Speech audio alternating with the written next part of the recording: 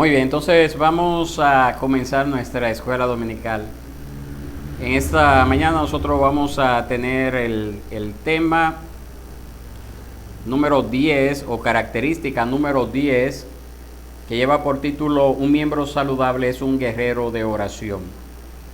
Elevemos al Señor una oración, valga la redundancia. Soberano Dios y Padre, tú que moras en las alturas de los cielos, en esta mañana te damos las gracias porque nos das la oportunidad una vez más de estar aquí reunidos en tu nombre para aprender de tu palabra. Suplicamos, Señor, que tu Espíritu Santo esté iluminando nuestros corazones para que al estudiar estas verdades real y efectivamente pueda ser aplicada a nuestras vidas, a nuestro ser interior, y que esto nos lleve entonces a vivir conforme a ellas. Concédenos ese privilegio de real y efectivamente nosotros, como parte del cuerpo de Cristo, ser guerreros de oración. Esto te lo suplicamos, oh Dios, en el nombre de Cristo Jesús, nuestro Salvador. Amén y amén. Mis hermanos, este capítulo inicia hablando acerca de que todos los cristianos que el autor conoce, y yo también, no podemos pensar en uno que no crea que la oración es importante, y no solamente importante, sino también vital para la vida cristiana. Todos los creyentes entienden esto, saben esto. Sería muy extraño encontrar a un cristiano que intente vivir la vida cristiana sin la oración. Es muy difícil encontrar una persona así. Todos los cristianos están de acuerdo con ello. Pero a pesar de la aceptación universal acerca de la oración continúa siendo una tarea difícil para muchos cristianos, por no decir imposible. Una tarea sin gozo y que en ocasiones no trae ningún efecto aparente en la vida de aquellos que se dedican a orar. Los cristianos pueden vacilar entre frustrarse o desanimarse cuando se trata de la oración. Y es lamentable esto, pero es la realidad, es lo cierto. Ahora tenemos que hacernos una pregunta: ¿por qué sucederá esto? ¿Por qué deberían los miembros saludables ver la oración como un difícil ejercicio? Y yo entiendo que y así también lo presenta el autor en su libro, la dificultad en la oración se vuelve más desconcertante aún cuando sabemos que nos cuesta tanto trabajo hacerlo, de que se supone que la iglesia debe de ser una casa de oración. Entonces todavía es más desconcertante. Yo digo, soy cristiano, formo parte de una comunidad de fe, y el Señor me dice en su palabra que la iglesia debe de ser una casa de oración, pero cuando usted convoca a la gente a orar, eso es lo que le cuesta más trabajo, y más inventos se arman para no venir al tiempo de oración. Y si eso es de manera congregacional, ¿cómo será su vida espiritual privada? El profeta Isaías profetizó de un tiempo cuando los eunucos y los extranjeros encontrarían un hogar donde serían bienvenidos entre el pueblo de Dios. Y esas personas provenientes de diferentes naciones fuera de Israel, valga la redundancia, guardarían el pacto de Dios. Y el Señor prometió lo siguiente al respecto de estas personas. Vámonos a Isaías capítulo 56, verso 7. Isaías 56, verso 7.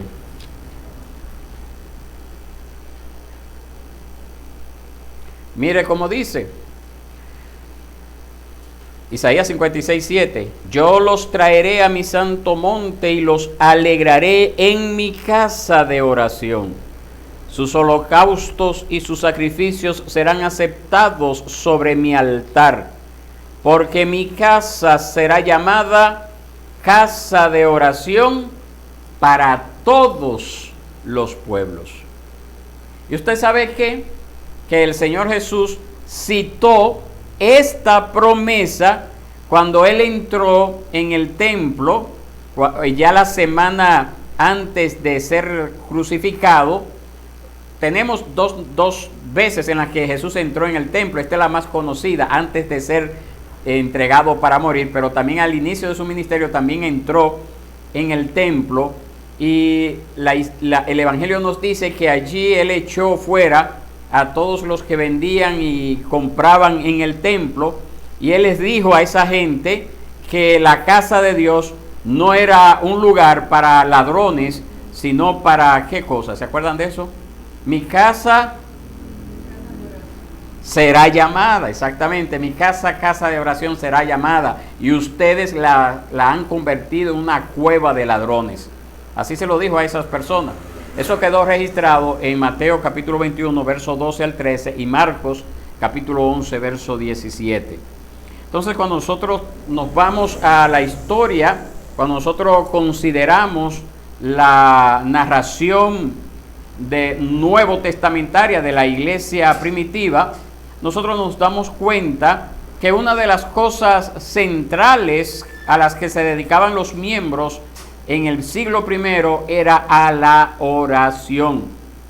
Mientras que esperaban la promesa del Espíritu Santo, nosotros vemos ahí, comenzando el libro de Hechos, nos dicen que ellos estaban reunidos en el aposento alto. Un aposento alto era una segunda planta. Y dice Hechos 1:14 que ellos estaban unánimes, entregados de continuo a la oración. Hechos 1:14. Pero después del día de Pentecostés, cuando Dios añadía a la iglesia a los que habían de ser salvos, los primeros miembros de la iglesia cristiana, nos dice la palabra, que se dedicaban continuamente a 4 cosas. ¿Cuáles eran esas 4 cosas? La enseñanza de los apóstoles, a la comunión, al partimiento del pan y a la oración. 4 cosas. Hechos 2:42 nos dice eso. Entonces, el compromiso de oración de los primeros cristianos era tan fuerte que solo lo podemos llamar, como también el autor del libro Membresía Saludable, ¿qué significa? Lo llama como personas con una gran devoción al Señor. Como una disciplina espiritual, la oración es tan importante que es la única devoción que puede ser una razón válida para interrumpir la devoción matrimonial entre el marido y la mujer. Eso nos lo dice a nosotros en 1 Corintios capítulo 7, verso 5. La oración es esencial desde el hogar hasta la iglesia. Es necesario ver eso así, es necesario entender eso así, es necesario tomar esto en consideración para nuestra propia vida. Ahora, aquí surge una pregunta. ¿Qué es la oración? Porque hemos hablado mucho de oración en estos minutos. Ahora, ¿qué es la oración? Entonces, para destacar la importancia y la centralidad de la oración en la iglesia primitiva, nosotros tenemos que aprender, en primer lugar, que el que nosotros digamos, sí, la iglesia valoraba la oración, sí, yo sé que era muy importante la oración, sí, yo sé que Jesús oraba mucho, pues ni siquiera hemos mencionado esto en este capítulo, pero también Jesús oraba mucho. Eso no basta. Tener y destacar la importancia y tener en la mente la importancia y centralidad de la oración no nos hace a nosotros guerreros de oración. No basta. No solo eso, también nosotros podemos confundir lo que significa la oración. Existen muchas ideas erróneas acerca de la oración. Entonces una persona puede decir, yo sé que es importante y yo oro mucho, pero tener una idea errónea acerca de la oración. Hay personas que dicen que a menos que no oremos, Dios no va a actuar en el mundo. Es decir, que si usted no ora, Dios no va a hacer nada. Ese es un error que está muy ampliamente aceptado en el mundo evangélico. Otro error que también se da en algunos círculos más pequeños dentro del mundo evangélico es que dice, Dios ya ha decidido todo, Él es soberano Entonces, ¿para qué orar?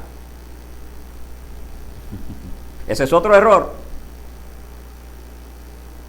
Y hay otro también, que ya estas son como personas que quieren ser más humildes que yo no sé quién.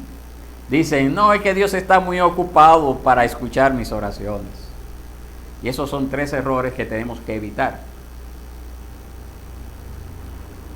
En la raíz del problema, muchos de nuestros malos entendidos acerca de la oración surgen de un mal entendimiento de la naturaleza de Dios y de nuestra relación con Él. Es muy fácil convertir la oración en un escenario donde yo soy el actor principal y Dios viene a ser el tramoyista que está detrás del escenario. Donde soy yo quien doy las órdenes y Dios allá atrás está obligado a hacer lo que yo mande. Un lugar donde mis clamores y necesidades son primordiales y Dios es solamente esa persona que está haciendo las cosas a mi petición. Por otro lado, también es fácil caer en el otro lado del tren al hacer de Dios un jugador de ajedrez en el cosmos que mueve determinadamente todas las piezas sin tomar en cuenta las acciones de su pueblo. Ese también es otro error, pensar como que Dios está ya haciendo las cosas y nosotros solamente estamos aquí obedeciendo. Y lo que nosotros necesitamos es un entendimiento para poder saber el verdadero concepto de la oración. Lo que nosotros necesitamos es tener un entendimiento centrado en el Evangelio acerca de la oración. Hay un autor muy famoso que ha escrito muchos libros y también tenemos varios de ellos en español. No sé cómo se pronuncia, pero se lo voy a tratar de decir más o menos. El apellido de él es Goldsmith. Goldsmith dice lo siguiente acerca de la oración. El Evangelio es primeramente acerca de la obra del Hijo. Como conozcamos al Hijo va a determinar cómo vemos nuestra relación con el Padre que nos habla a través de su palabra. Como veamos esta relación va a determinar a la larga cómo nos acercamos a Dios en la oración y con qué grado de confianza. La oración jamás volverá a ser una excursión sentimental o un botón de pánico que presionamos instintivamente. Tampoco será una presunción de que tenemos el derecho innato de demandar la atención de Dios. En vez de eso, la oración será una expresión de nuestra entrada al santuario celestial que ha sido preparado para nosotros por nuestro gran sumo sacerdote. Fin de la cita. Entonces nosotros tenemos que en primera instancia creer en el Evangelio, asimilar el Evangelio, porque el Evangelio cambia nuestro estatus de personas advenedizas, personas alejadas de Dios, a ser miembros de la familia de Dios. Venimos a ser hijos adoptados de Dios a través de la fe en Cristo. Entonces, teniendo este fundamento de que hemos sido adoptados en Cristo, entonces nosotros podemos hablar con Dios, ¿como qué cosa? ¿Ah? Exactamente, como hijos de ese gran Padre. Entonces la oración, dice Growthree, no sé cómo se pronuncia, ¿verdad? Usted me excusa, ¿verdad que sí? Dice este autor, la oración es nuestra respuesta a Dios mientras Él nos habla. Primero en el Evangelio, en Cristo, y luego en su palabra, las Escrituras. Dice él que la oración es nuestra respuesta a Dios que nos habla. Primero a través del Hijo, a través de lo que hizo el Hijo, que es el Evangelio, y luego a través de las Escrituras. Él dice, el mismo autor, que la oración no es suplicar por una causa delante de un Dios indispuesto, ni tampoco es jugar el papel de intercesor de un Dios tan impotente que no puede hacer nada sin nosotros. Cuando nosotros oramos, estamos delante de un Dios que nos escucha, porque nosotros nos presentamos delante de Él como hijos que estamos unidos con Cristo, quien es nuestro abogado, quien es nuestro sumo sacerdote, y que Él es heredero de todas las cosas y que nos ha concedido también ser coherederos con Cristo. Entonces, si lo hacemos así, mis hermanos, si lo hacemos así, entenderemos que no existe ningún techo, que no existe ningún bloqueo que impida que nuestras oraciones lleguen al trono de la gracia, ya que nosotros estamos delante de Dios, no por mis méritos ni por los suyos, sino por los méritos de Cristo. Amén. Entonces, cuando nosotros oramos, nos estamos involucrando en los planes que Dios tiene para el mundo, hasta el día en que sus propósitos sean revelados a todo el universo a través del Evangelio y su fin ordenado por Dios. La oración es pensar, en otras palabras, los pensamientos de Dios e ir detrás de los pensamientos de Dios.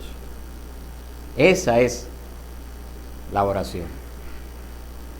Por eso nosotros oramos, pedimos su dirección, nos acercamos a Él confiadamente, descansamos en sus promesas, que son buenas. Su voluntad siempre es bella, agradable, ¿y qué más? Perfecta. Por lo tanto, siempre nuestras oraciones serán escuchadas y contestadas. Entonces aquí surge otra pregunta. ¿Cómo y cuándo debemos orar? ¿Cómo y cuándo debemos orar? Existen infinidad de libros que hablan acerca de la oración. Algunos de esos libros prescriben ciertos métodos para la oración. Hay otros libros que examinan la vida de oración de algunas personas en la Biblia o de algunos santos de la historia de la iglesia. Entonces, con tantos libros acerca de la oración y sabiendo cuánto necesito progresar en mi vida de oración, dice el autor que le cuesta a él ofrecer sugerencias a otros de cómo deben de orar. Y es cierto, si ya hay tantos libros acerca de la oración, como que venir a dar más sugerencias como que sería algo repetitivo. Pero en la misericordia y bondad de Dios, Él nos ha dicho a nosotros cómo y cuándo debemos de orar. ¿Y dónde nos lo ha dicho? En su palabra. El cómo y el cuándo de una oración se resumen en dos enseñanzas bíblicas. Orar constantemente y orar en el Espíritu. Dos cosas. Orar constantemente y orar en el Espíritu. Vamos a verlo. En primer lugar, orar constantemente. El apóstol Pablo, un ejemplo para nosotros por excelencia de lo que fue un gran hombre de Dios, con frecuencia animaba a las iglesias a las que él escribía. Ustedes saben que el Nuevo Testamento está compuesto mayoritariamente de cartas, y de esas cartas la mayoría fueron escritas por el apóstol Pablo a iglesias. Y él constantemente animaba a las iglesias a orar constantemente. Para darles un ejemplo, Primera Tesalonicenses 5:17. 5:17. ¿Qué dice allí? Oren sin cesar. Un verso corto, pero con una gran enseñanza. Oren sin cesar. Primera Tesalonicenses 5:17. Pablo también le escribió a los cristianos en Roma a que ellos fueran dedicados a la oración. Romanos 12:12 quedó registrado allí. Y también a los colosenses les dijo: perseveren en la oración, velando en ella con acción de gracias. Perseveren en la oración, velando en ella con acción de gracias. Colosenses 4:2. Pablo puso de ejemplo a Epafras, quien estaba, dice en Colosenses 4:12, el mismo capítulo que le mencioné. Primero es Colosenses 4:2 y ahora Colosenses 4:12.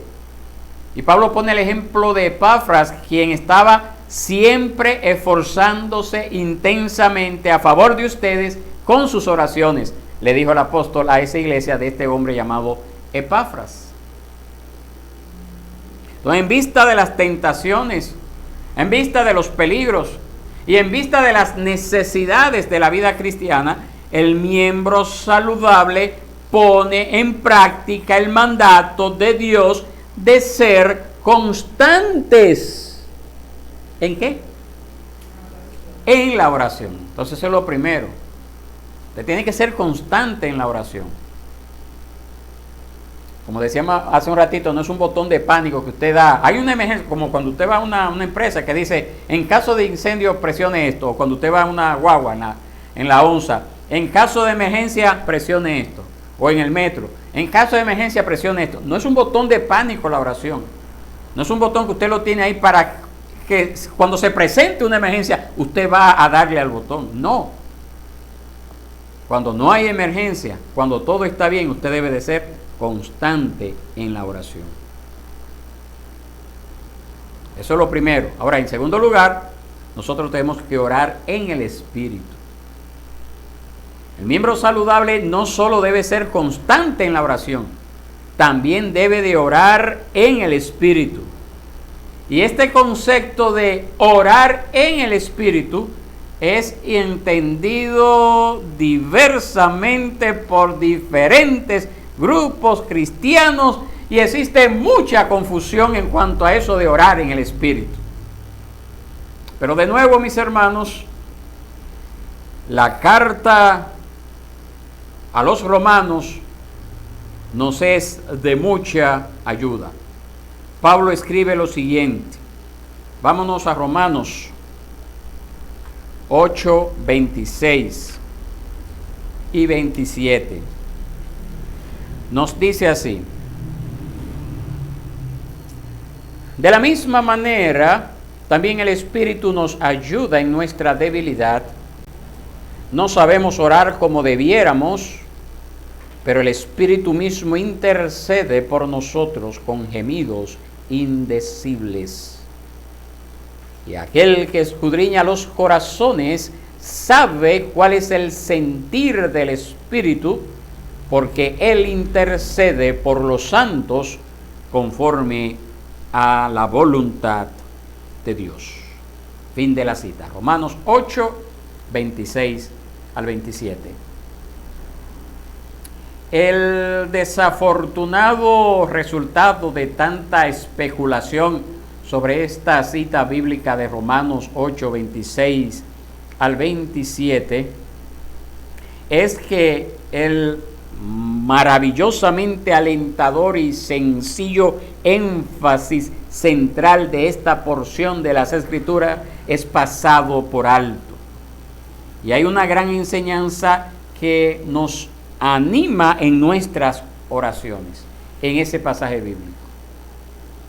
Note que el Espíritu, ¿qué hace? Nos ayuda, ¿en qué? En nuestra debilidad. Y hemos notado que la oración es un área en que los cristianos mayoritariamente confiesan tener debilidad. ¿Se da cuenta? Y usted dirá, bueno, hay muchos que no lo confiesan. Aunque no lo confiesen, lo demuestran con hechos, que tienen debilidad para orar, que no oran. porque no están dispuestos a pasar ese tiempo de oración. Entonces, qué amable es el Espíritu Santo al ayudarnos precisamente en esta área, en nuestra debilidad. ¿Alguna vez usted se ha sentido perdido, no sabiendo qué orar? A mí sí. ¿Y usted? Ahora me va a decir que sí, porque ya yo le dije que a mí sí. El Espíritu, nos dice esta porción, que el Espíritu mismo intercede por nosotros. ¿Alguna vez usted ha deseado saber la voluntad de Dios para poderla pedir? Pues mire, es precisamente, nos dice aquí que es precisamente conforme a la voluntad de Dios que el Espíritu intercede por nosotros. Lo dice ahí en el verso 27, ahí al final. Entonces, todo esto es un indicio de lo que significa orar en el Espíritu. Conforme a lo que hemos visto, orar en el Espíritu es orar controlado por el Espíritu. Y la oración controlada por el Espíritu es una oración de acuerdo con la voluntad de Dios. Es cuando oramos de acuerdo con la voluntad de Dios, la cual es revelada en su palabra, que nosotros podemos orar en el Espíritu. Y esa oración le pertenece a todos los que han nacido de Dios, a todos los que han sido adoptados en la familia de Dios. Todo aquel que el Señor ha traído a salvación, esa oración le pertenece, nos pertenece. Es a través de esta clase de oración que peleamos nuestra batalla como cristianos. Entonces hay cosas que están claras en las Escrituras que deben de llevarnos a orar. Hay otras que yo debo de orar que no están claras en las Escrituras, pero que el discernimiento, la madurez, el pasar tiempo a solas con el Señor y el tener otros hermanos en la fe maduros me van a llevar a tomar las decisiones correctas. Entonces, cuando nosotros no estamos dispuestos a dar esos pasos, fracasamos en la oración. Si venimos delante de Dios pensando de que yo voy a orar por algo, para decirle un ejemplo, yo necesito hacer un viaje a los Estados Unidos porque yo quiero conocer o quiero irme a quedar allá para trabajar, darle un ejemplo. Y usted viene a orar a Dios de esa forma, ya nosotros tenemos principios en las Escrituras que nos conducen a saber, a entender que esa es una oración que no es conforme a la voluntad de Dios. No hay personas que oran a Dios, Señor, que me den la visa, porque tú sabes la necesidad que tengo. Es como decirle al Señor, si tú no me puedes sostener acá, resolver acá, pues de seguro lo podrás hacer si yo viajo. Y no es así, mis hermanos. Entonces, para darle un pequeño ejemplo, o si usted tiene que dar un paso donde no va a seguir las reglas, las normas, las leyes que no contradicen las Escrituras, pues ya esa es una oración que usted no tiene que ni siquiera elevar porque no es conforme a la voluntad de Dios. Si hay una ley, otro ejemplo, si hay una ley que nos dicen, ustedes no se pueden congregar, ustedes no se pueden reunir en el nombre de Dios, ustedes tienen que dejar de hacer eso. Ya la palabra de Dios nos ha dicho en ese caso que yo necesito obedecer a Dios antes que a los hombres. Entonces siempre tengo que irme a las Escrituras. Y cuando las cosas no están claras en las Escrituras en cuanto a una petición específica, entonces para eso debo de seguir perseverando en la oración y entonces seguir acercándome a personas maduras, creyentes, que me puedan guiar en la toma de decisiones cuando esas decisiones no están claras en las Escrituras. ¿Van conmigo? Muy bien. Nosotros hemos visto aquí que en Romanos 8, 26 al 27, una de las formas en que el Espíritu de Dios nos ayuda en nuestra debilidad en la oración es intercediendo por nosotros cuando no sabemos qué orar. Sin embargo, el Señor también nos ha dicho algunas cosas por las que debemos de orar, específicamente, que están claras en las Escrituras. Y ya al estar allí, pues ya usted no tiene excusa de decir no lo voy a hacer o lo voy a dejar para después, ya usted tiene que hacerlo. Vamos a considerar 4 cosas que están claras en las Escrituras por las que usted y yo debemos de orar. 4. No son las únicas, esas 4, para que después no me diga que solamente las Escrituras manda a orar por esas 4, pero les voy a dar, por razón de tiempo, 4, que son, entiendo yo, de gran importancia para la vida de la iglesia. 4 cosas. En primer lugar, ore por los pastores y los obreros. Eso es lo primero. Ore por los pastores y los obreros. El Evangelio de Mateo registra una ocasión cuando Jesús fue conmovido, por la gente indefensa y agobiada de Israel. Y dice la palabra que el Señor los vio a esas personas como ovejas, ¿qué cosa? Que no tienen pastor. Y Jesús inmediatamente después, dice que Él tuvo compasión de ellas porque las vio como ovejas que no tiene pastor, inmediatamente instruyó a sus discípulos, de los cuales usted y yo somos parte, porque también somos discípulos de Cristo, a que oren al Señor para que haga qué cosa, al Señor de la cosecha, para que haga qué cosa, para que envíe obreros a su cosecha, para que envíe obreros a su mies. Amén. Mateo 9, 36 al 38. Entonces usted debe de orar por pastores, usted debe de orar por obreros para su obra.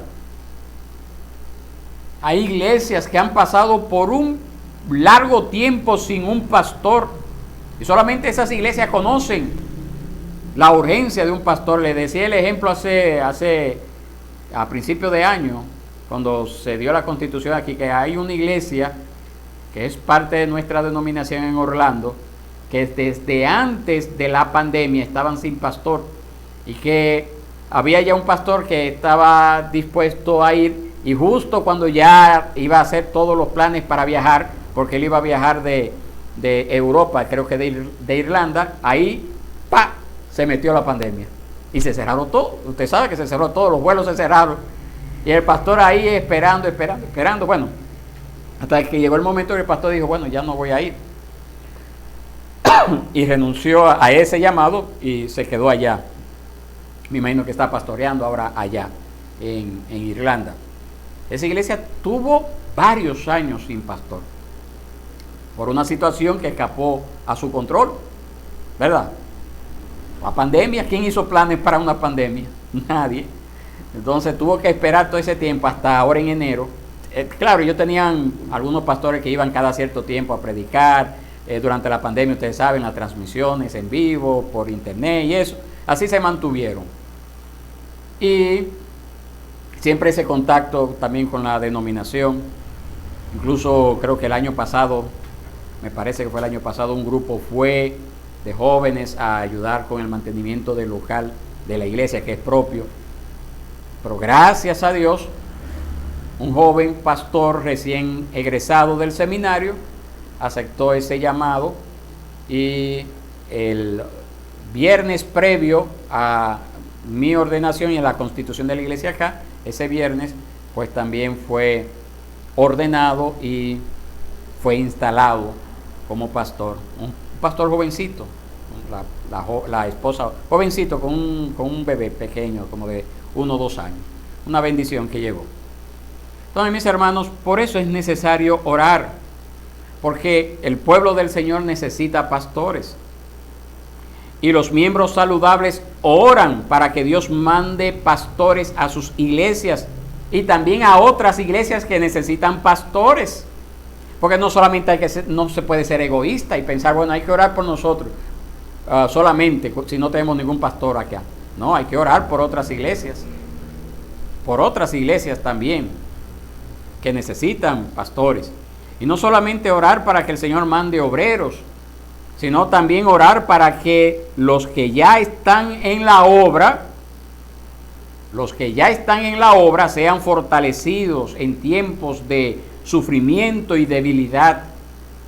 Filipenses capítulo 1, verso 19 al 29, nos habla acerca de eso. Se lo dejo ahí para que usted lo lea, no lo vamos a leer ahora. También oran los hermanos, los miembros saludables, oramos para que Dios le dé audacia a los pastores cuando predican el Evangelio. Efesios capítulo 6, verso 19 al 20. Y también para que le den oportunidad de extender el ministerio y el Evangelio. Colosenses capítulo 4, verso 3 y 4 nos habla acerca de eso. Entonces debemos de orar por pastores, por los que ya están, por los que se están preparando en el seminario, por los que están luchando por esa confirmación de ese llamado en las iglesias. Debemos de orar por los pastores. La Biblia manda orar por los pastores. Número 2, la Biblia nos manda orar por todos los santos. ¿Quiénes son los santos? Los que han nacido de nuevo, el pueblo de Dios, nosotros, la iglesia visible. Orar por otros cristianos es una expresión tangible de amor y cuidado. Vea lo que dice Efesios 6:18. El cristianismo no es un deporte individual. No es un viaje por el autoservicio del Kentucky. Cuando usted va a comprar algo aquí en el Kentucky, que usted va en el vehículo y da la vuelta y en una ventana, primero pide en un cosa, ¿cómo que se llama? En una pantalla lo que usted quiere y después va a la puerta y hay una joven que le entrega y usted paga. La vida cristiana no es eso, donde usted se va a autoservir. Esa no es la vida cristiana. Hay cristianos que piensan en eso. Hay cristianos que piensan en eso. No, mis hermanos. La vida cristiana es una vida familiar. Y nuestras oraciones se enfocan en la familia entera, estimando a otros más que a nosotros mismos. Eso es lo que dice la Biblia. Y una forma de hacer esto es orando regularmente por todos los miembros del directorio de la iglesia local. Lo que usted conoce físicamente, con sus propios ojos, comienza por allí. Y después también usted debe de incluir otras personas que usted no conoce físicamente, pero que sabe que están sirviendo al Señor en otras iglesias, en otras zonas, en otros países, con otros idiomas, con otras culturas, pero están sirviendo al mismo Dios que usted y yo servimos. Pero comienza por nosotros primero. Acuérdese lo que le dije primero. Por nosotros primero.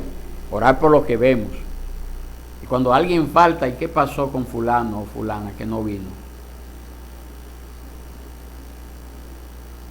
Y orar por ellos. Y también darle una llamada. Eso nunca queda de más. Aunque estamos aquí enfocados en la oración, pero llamarle nunca está de más. Entonces debemos de orar por nosotros y después por toda la comunidad de fe en el mundo. Al encontrarnos cada día con el Señor cuando estudiamos su palabra, allí nosotros debemos de demostrar ese amor hacia otros cristianos al orar para que la verdad de la palabra de Dios sea aplicada también en sus vidas. Le digo, muchas veces oramos de manera egoísta solamente por nuestros problemas. Yo quiero esto, Señor, y por esa razón quizás nuestras oraciones no están siendo oídas por Dios, porque no estamos orando conforme a la voluntad de Dios. Y orar conforme a la voluntad de Dios comienza con esos pequeños detalles. Orar por los pastores, orar por los obreros, orar por la mies, orar por la familia de Dios, por su iglesia. Y podemos orar por esas personas, ¿qué cosa específica?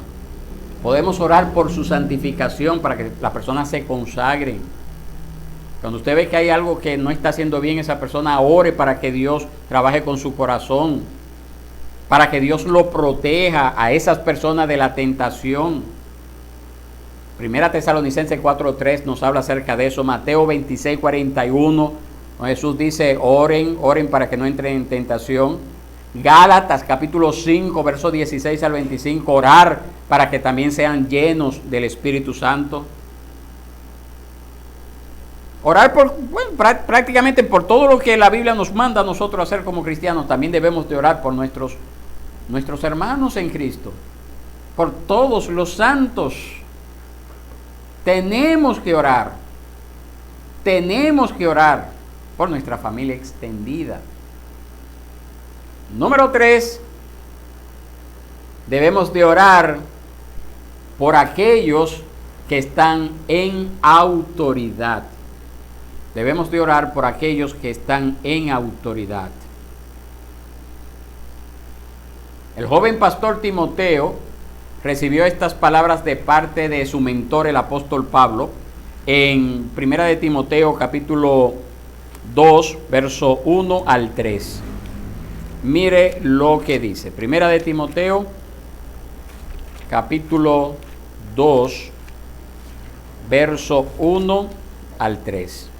Nos dice así: exhorto pues ante todo que se hagan plegarias, oraciones, peticiones y acciones de gracias por todos los hombres. Claro está, por todos los hombres. Entonces Pablo especifica, por los reyes y por todos los que están en autoridad, para que podamos vivir una vida tranquila y sosegada con toda piedad y dignidad, porque esto es bueno y agradable delante de Dios nuestro Salvador. Dios es el que ordena todas las autoridades de la vida, desde los líderes gubernamentales hasta los padres. Romanos 13 nos habla acerca de someternos a las autoridades, porque las que están allí han sido establecidas por Dios. Y Efesios capítulo 6 nos dice que debemos de obedecer a nuestros padres, porque también están puestos allí por autoridad en el hogar. Y puesto que Dios bendice a los que se someten a estas autoridades, tiene sentido entonces que los cristianos oren por sus autoridades. Que los cristianos, nosotros como miembros saludables debemos de recordar regularmente en nuestras oraciones a los oficiales, a los empleados del gobierno, a los maestros, a nuestros propios patrones, a nuestros padres, a toda persona que está en autoridad. Usted debe de mencionar delante del Señor en oración.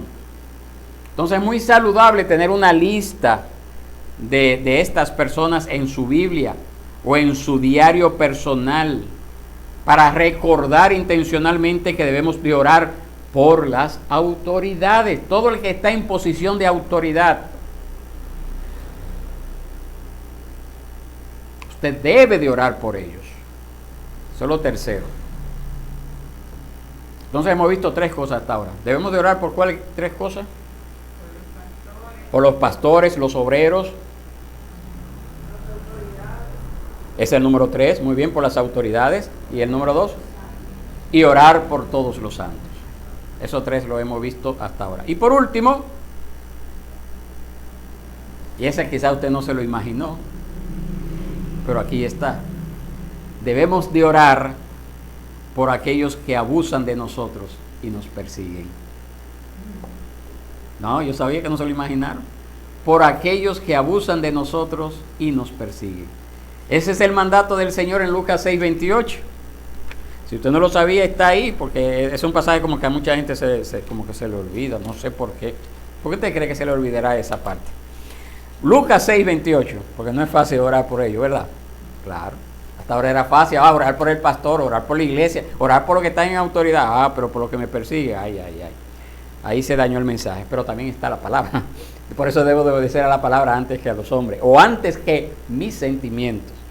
Lucas 6:28 dice: bendigan a los que los maldicen, oren por los que los insultan.